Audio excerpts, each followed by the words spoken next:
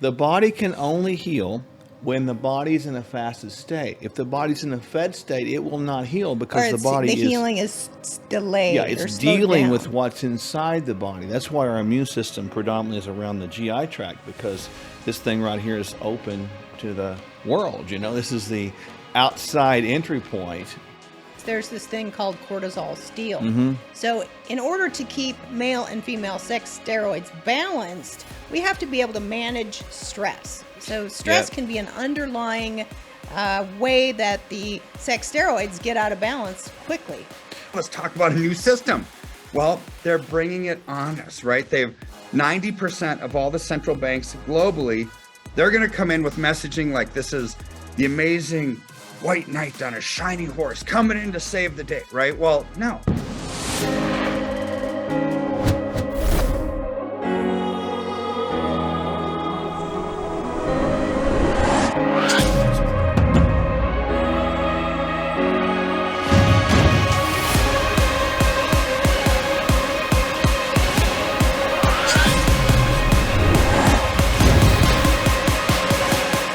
Fasting is a buzzword out there today. We're going to talk about fasting pros and cons, and is fasting the only diet that you need? Now, food is fuel for your body, but it can be very tricky to get the right nutrients, the right combination of nutrients, and intermittent fasting, is it an approach that can actually help people be healthier? Well, yes.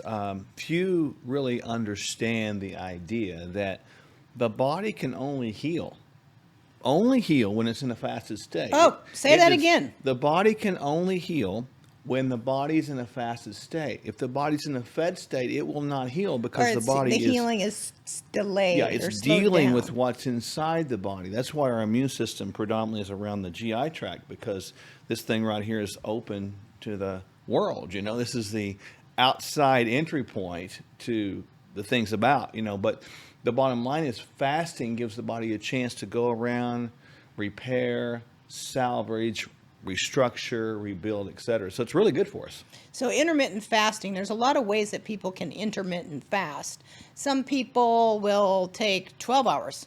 Some people will take 14 hours. Some people will do 16 or 18 hours. And there's even those that'll do 24 to 48 hours. That can be an intermittent fast. Mm-hmm. Periods of time where you go without eating, and then periods of time that you go with eating. In the person who has never done a fast before, what would you recommend? 12 hours. I would say try to eat your last meal 2 hours before bed, and then when you get up, try to delay your first meal for an hour after you typically have it, if you can. So it would look like maybe if you go to bed at 10 o'clock, it would be like your meal at 8, last meal 8 p.m., your first meal the next day at 8 a.m. That'd be a 12-hour time without fast. You know, we've done multiple segments in the past about sleeping. You know, people shouldn't be getting in the middle of the night and eating for that reason as well. Right. There is also something called the 5 and 2 fast, where they fast or they eat a regular daily nutritional protocol for 5 days, and then they fast or cut their calories back to maybe 500 calories a day for 2 days. What do you think the effectiveness of that is? Well, I think from a evolutionary standpoint, you know, we are hunter-gatherers by nature, and our genes have changed 2%. That's it, 2% in 10,000 years. So we're not designed to be eating from a regular rhythmic sort of style because food's not around all the time, you know. So we are more designed to have this intermittent availability of food. And so that can be very effective. I think the more you sort of add the different types of intermittent fasting in there, the more frequently you do that, the better it is, because it does keep the body guessing, yes, which is biologically a good thing because it keeps us adapting and makes more resiliency to the times of lack or the times of plenty. But it also can help keep your weight under control as well. Now, I think from my perspective, the 5 and 2 is great because there's feeding and there's a semi-fasting. So there's building and cleaning. The downside to that would be somebody who does the standard American diet 5 days a week and just trashes the system and then fasts or tries to pull it in for 2. There's not going to be really the health benefits that a person who is doing these fasting regimens unless they're actually changing their nutritional protocol, for the long haul 24/7. Well, that's right. There's some practitioners out there that say, well, if you can compress the time at which you eat during the day so that you consume all your calories between 12 p.m. and 6 p.m. a day, that's actually better, even if you eat terrible. That's probably true to a point. Because it gives the body some time to clean. Yeah, but it's not okay to put in trash. It's never okay. So don't think about it like this. We're thinking about how to use fasting and how does it work in the body, all things being equal and all things being right. How does it benefit you? We don't really use it to lose weight. We use it to gain health. And that's a very important concept. So the more you can work that in, the better you can sort of change the intake of food to be good beneficial nutrients, the better it will be. Yes. So there's a lot of good pros to fasting. Of course, weight loss can be one of them. Totally. Lowering blood sugars or controlling type 2 diabetes is another one. When you get weight off, of course, oftentimes we see that blood pressure come down. And wouldn't it be great to get off diabetic medication, blood pressure medication, and if we get nutrition really under control, potentially even cholesterol medication? Yeah, there's no question that eating correctly, step one, and then learning how to intermittent fast, step two, is great, because when you go without food for a time, your blood sugar obviously goes down. Insulin also goes down. Insulin is the hormone that acts as a fat storing hormone. So if you can keep insulin nice and low, you don't get that persistency of fat accumulation, which is really, really cool. You can still exercise, you can still work out, because the body will sort of alternatively pick up the growth hormone in times of fasting, because from a biological perspective, our body's not designed to lose muscle. It's designed to hang on to it in times of fasting so we can go out and work or generate activity to go catch our next meal, right? So that's the way it's supposed to work. And that's why personally, I prefer about an 18-hour fast. So I'll generally have my last meal around 6 o'clock p.m. and I probably won't eat. So if you're eating at 6, I'm eating at 6. That's right. We do that. And then typically we don't really eat the first meal of the day until sometime at noon or after. So we are the next day. So we're significantly compressing the times in which we eat, and we're significantly elongating the times at which we don't eat, which gives your body a chance to heal. So another real big pro about fasting is it decreases that thing called inflammation. And Totally. Inflammation, what is fat? Fat is inflammation. It's unnecessary flesh that doesn't necessarily need to be there. And for every pound you're overweight, it's times 10 on the joints and times 10 on the cardiovascular system. So all those health effects get better, and inflammation goes down. And inflammation is the root of all chronic sickness and disease. And when we get rid of inflammation, we put quality in our years, not just time in our years, and we spend less time with adult toys. Walkers, wheelchairs, crutches, and canes. Yeah, it's, with the intermittent fasting, it's not just about, getting healthy. Think about your biological aging processes. I want my biological age to be aging at an appropriate rate, not inappropriate, where people are at right now. So mix in some intermittent fasting, use the tips we talked about today, and you'll see your body composition get better, but you'll also see your body performance get better as well. Stick around. You don't have to eat that bread.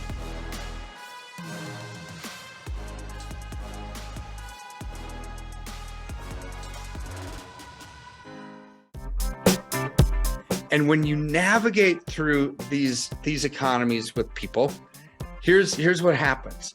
We want to hold their hand through it, let them know when it's time to buy, sell, reallocate, get out of Dodge. Because a lot of times when you're struck with fear does two things. Number one, it can paralyze, and people just put their head in the sand and say, I'm just going to forget about it and hopefully it gets better. Or it causes you to make a wrong decision. And this is why we are here, is to help people navigate through the political quagmire nonsense that's going on, the economic malaise, and the absolute collapse that we're seeing. And when our freedoms are eroding, our political freedoms, our economic freedoms, our personal freedoms, our religious freedoms, our health freedoms. They're all tied together. But you know what doesn't need to erode with that? Our finances. KirkElliottPhD.com/Sherwood. Hey friends, you already know the answer to this, but we'll ask you anyway. If you stay away from your favorite junk food for a month and then go back to supersizing it, will your health improve? Well, that's the thing about change. To change, we have to be as consistent as possible. And when we go back to an old habit, it's not the end of the world. We just get back at the new habit. Before you know it, real transformation is evident to you and others. That's why we offer a bunch of helpful bonuses when you subscribe to Kingdom Fuel. Kingdom Fuel is our complete nutritional meal shake. It's the simple start to a transformed life, and we'll auto ship every month so you don't run out. You'll receive 2 free shaker cups, free access to our video courses, and a monthly call with us filled with practical inspiration. Just see the link below or on your screen and subscribe today.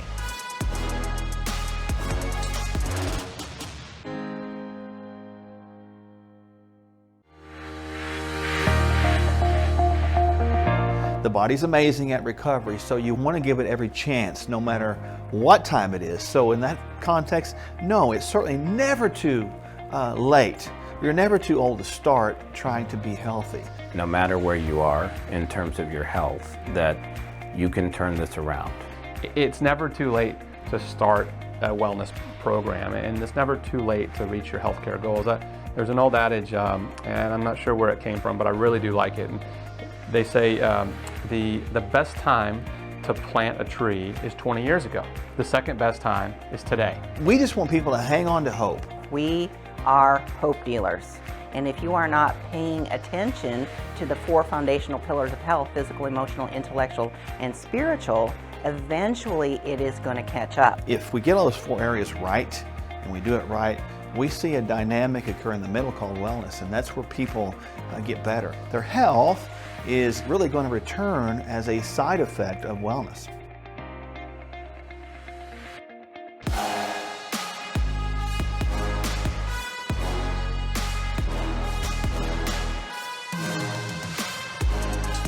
Today we're going to talk about that topic of sex steroids.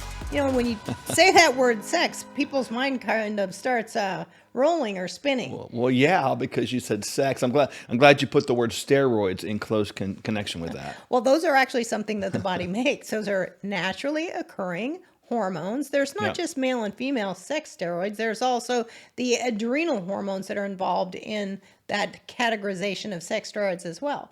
So what's the difference between male and female sex steroids? Well, there's a lot of difference between a male and female, but so both sexes have the same amount of and the same type of hormones. So, for example, we typically hear like DHEA, which is an adrenal hormone. We hear about progesterone and estradiol, which is typically considered female hormones, and we hear about testosterone, typically a male. But both sexes have all. It's just interesting how males have more testosterone and less estradiol. Females have less testosterone, more estradiol. But interestingly enough, when we get those things in the optimal ranges, they become protective against heart, bone, and brain disease. Yeah, interestingly, when they become out of balance, there's this thing called cortisol steal. So in order to keep male and female sex steroids balanced, we have to be able to manage stress. So stress can be an underlying way that the sex steroids get out of balance quickly. Well, they can, and so people need to know that hormones are constructed by a base called cholesterol. You know, we hear about cholesterol being bad. No, it's not. Yeah, that's the precursor of all the sex Yeah, steroids. we have to have it, right? So if you have to have cholesterol, we don't need to just willy-nilly try to lower it with statin drugs, because that will shut off your ability to produce these sex steroid hormones. But what you're talking about, this cortisol steal, is cortisol is a hormone also that's constructed by cholesterol. So when you have a lot of stress, really, it's not literally stealing it. It's like all of the cholesterol is being manufactured and pushed towards the construction of cortisol and away from the sex steroid hormones. Think about it like this. If you and I are going down the pathway in the woods, right? And all of a sudden we look behind us and there's a big old bear that pops out in the clearing and starts chasing us, right? Our cortisol is going to come up.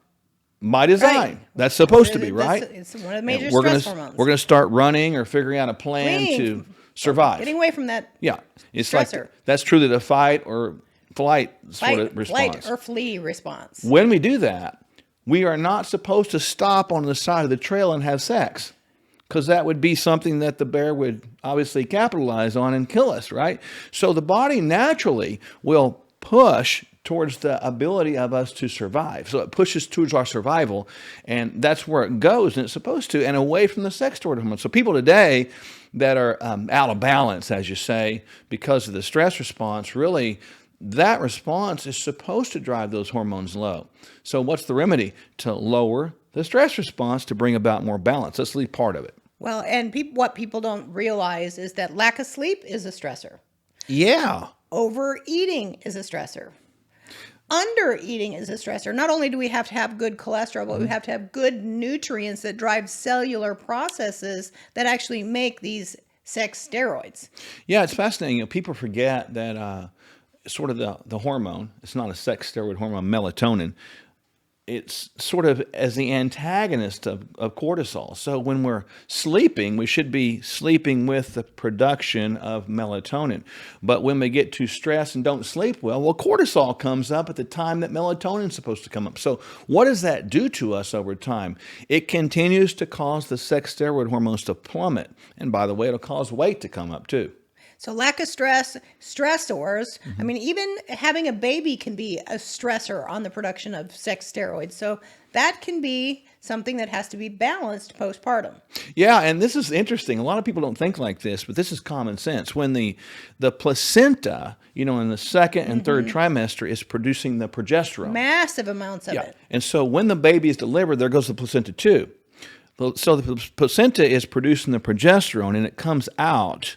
Then what happens to your progesterone production at post-birth? Plummets. Down. Postpartum depression. Now, is that a depression that should be treated with drugs? I Not don't likely. think so. How about treating it just with bioidentical hormones? That would be smart. And so a lot of ladies would be able to save a lot of problems during that window of time, knowing that there could be, normally speaking, a little bit of depression, but it's not really depression. It's a lack of the presence of progesterone, which actually is sort of this anti-anxiety sort of hormone or calming. There is a neurotransmitter. I know this gets a little weird and stuff, but the neurotransmitter called GABA, gamma Yeah, it's a very aminobutyric calming acid. neurotransmitter. It is. So progesterone stimulates the production of that, which makes people calm down. Yeah, so progesterone and GABA are both chill pills. They are. We've got some pharmaceutical grade GABA in the clinic that's chewable, and we call that our chill pill. So if you're wondering how we chill out, you know, we'll sometimes chew on a GABA during the day. It's kind of like Mother Nature's little natural Xanax, if you will. It Doesn't is. require a prescription. You can actually get it over the counter. Yeah. Might talk to your doctor or prescriber, your clinician, before just partaking in that. Yeah, next time you're stressed out, choose some GABA. You know, but when we talk about these sex steroid hormones, you know, it's not a bad thing to have this discussion going on, because so many people get out of balance. And really, as you get into the perimenopausal time or the andropausal time, you start getting less production of one or two of these things, and that creates sort of this imbalance that causes problems and symptoms such as, you know, hot flashes, night sweats, weight gain, you know, lack of libido, lack of motivation, et cetera, et cetera. I've also found one of the things clinically that I see all the time that will crush the hormonal system is weight gain. Yeah. Weight gain will drive the estrogen production not only in females but in males, and women will end up with heavy cycles and abnormalities with their periods, and men, they just get that little spread around their middle and their libido goes down and it crushes their testosterone production. And you know what else crushes their testosterone production? When they get on the scale and the scale goes up, they're stressed out of their minds, right? So at that point in time, That's a you know, stressor. Yeah, and it creates a lot of inflammation on the body, which also creates stress. So we can see how this is a kind of a feed forward in a negative basis cycle that goes nowhere. So people need to really track these hormones with great care, don't they? They do. If you test young, you know where you are, so that as you age, you can follow it and support supplement and supplant the system where necessary. Now, a lot of talk we've done, I mean, obviously you'd think that there's a lot of complexities here, and there is. Hormones and the ability to balance those takes a trained, skilled professional who knows a lot about them, as you can see. It's not something as following a formula. It's also listening to the person's People are symptoms. unique. Yeah, That's so, right. you actually balance the hormones to a place where they relieve the symptoms and provide your ultimate protection. So, hey, if this sounded interesting to you and you're like, hey, I want to know about that, you need to reach out to us because we would be honored to help you out with your hormones. And to test and not guess. Up next, our financial guru, Kirk Elliott, gives us advice on what you need to know at this time in history. Let's get real. Most emergency food is just as bad for you as any other choice in the standard American diet. And that's just sad. We don't just need food. We need highly nutritional food. We don't just want to survive food shortages. We are meant to thrive in adversity. Complete your daily nutrition and have shelf-stable Kingdom Fuel as a cornerstone of your food supply. Don't sacrifice your health or your taste buds. Stock up on Kingdom Fuel now. Hello, I'm Kevin Sorbo. Now, there's an old saying, it's not what you know, but who you know that matters. Now, that's true in our careers, spiritual life, and when it comes to our health and overall well-being. Today, most of us know a lot of information about health and nutrition, but are we really doing anything with it? So here's what I've learned from working with Doctors Michele and Mark Sherwood. They're the founders of the Functional Medical Institute. You need a wellness plan that's customized based on your unique needs. Now remember, real change can only happen when you address the whole person. That is exactly what Mark and Michele do, and why they are people you should know. They'll help you discover what you need to experience transformation. Find out at sherwood.tv/Sorbo. That's sherwood.tv/Sorbo, or just see the link below. Have a great day and God bless. I could use your assistance. Okay, Jesus. Huh? My name is Jesus. Sure. Jesus. Jesus is here today. You looking for a job? Yes, sir. You and Mark have 45 days before the bank forecloses. Not to worry. They do not call me, by God, Byron, for nothing. The collection plate starts to be passed around. Mark reaches into the basket and shouts, "You and your family are the winner from the first church of the lotto." Kind of think of it like a high-stakes bingo night every Sunday. Poopy diaper! Poopy diaper! This video of the diaper is going viral right before our eyes. This is a miracle. What is? Friends of Faith has over 300,000 followers. Oh my dad! That's more followers than Moses had. Jesus! Take the wheel! Just say it. No, Stop take the wheel! I got it, buddy.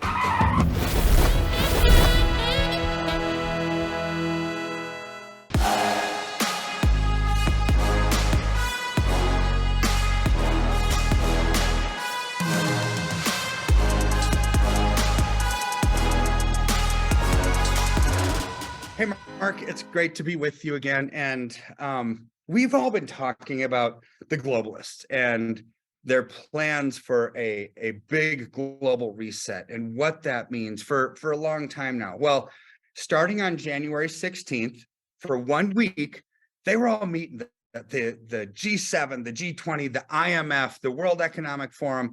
All the big globalist policy leaders globally were meeting in Davos, Switzerland, like they do every single year. They had this confab, right? So what were they talking about, right? Well, before they even met, their notes came out, the outline. This is what we're going to talk about to all you people that are here, right? All the globalists, and we've got Republicans and Democrats and politicians there. They're all meeting. And what are they talking about? What did they talk about, right? So according to the World Economic Forum website, these are the topics. And again, like I've said before, words have meaning, right? So let's listen to these words. They're bullet points. They're going to address the current energy and food crisis in the context of a new system for energy, climate, and nature. They're going to address the current high inflation, low growth, high debt economy in the context of a new system for investment, trade, and infrastructure, address the current industry headwinds in the context of a new system for harnessing frontier technologies for private sector innovation and resilience.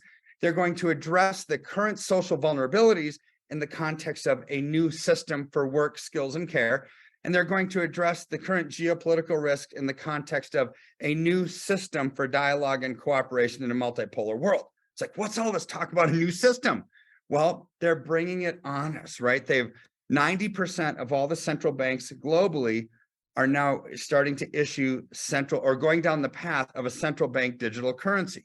Now, they're going to come in with messaging like this is the amazing white knight on a shiny horse coming in to save the day, right? Well, no, this is not what it's about. All that a central bank digital currency is cryptocurrency. It's a digital version of the paper money that they already print. However, so they can print just as many dollars as they want, right? Or as many yen or as many euro as they want. They can issue as many digital version of that currency as well, because there's no tangible backing behind it. So it's going to do nothing to address the inflationary pressures. But here's the deal, Mark. For, the old saying, never let a good crisis go to waste. Okay. Nobody would want a system where your digital social profile, what you spend money on, what your religion is, who you donate to, what church you give to, what political party you give to, how you spend your money, have you been vaxxed or not vaxxed, right? All of this is part of our digital social profile. And if they don't like it, because it's programmable money, they have the authority to shut off your ability to buy or sell. This is what a digital social profile attached to a central bank digital currency does. So when they're talking about a new system, this is the system they're talking about. How do I know that it's not some other system?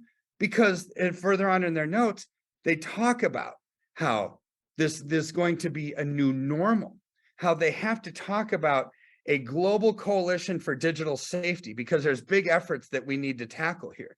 They need to talk about applying human rights to the digital world. Why? Because they know that their system is going to strip away our privacy, our freedom, and our rights. And so they need to talk about how are we going to tackle this when we're going to have a ton of opposition from stripping people of their freedom and their privacy completely. So this is what's going on politically. And all of our investments, Mark, are a combination of some puzzle pieces. The political puzzle piece, the economic puzzle piece, the social puzzle piece, right? They all get put together. And this is what I do and what we do at our firm is put those puzzle pieces together and strategically put together a system to get out of the path of this hurricane and safely reallocate to get out of the system where you're not just a digital number, where your programmable money can shut you off from buying or selling, right? So how do you do that? With tangible assets like gold and silver that not only have we talked about in the past how they're great investments. I mean, they're booming, but they're also in this respect, also instrumental in protecting your religious freedom, your personal freedom, your political freedom, your economic freedom, your health freedom, because it's private. They're private transactions. So call our office. Mark, you and I talk a lot about this, and every one of the viewers should give us a call because we can strategically map out. It's a free consultation, your strategy for success so you can thrive. And all you have to do is go to kirkelliottphd.com/Sherwood, or you can just give our office a call, 720-605-3900, and say Dr. Mark sent you. Exploring biohacking, bioharmonizing, biosynergizing, stacking, resilience, or anti-fragility? Start here. No gimmicks, just proven results.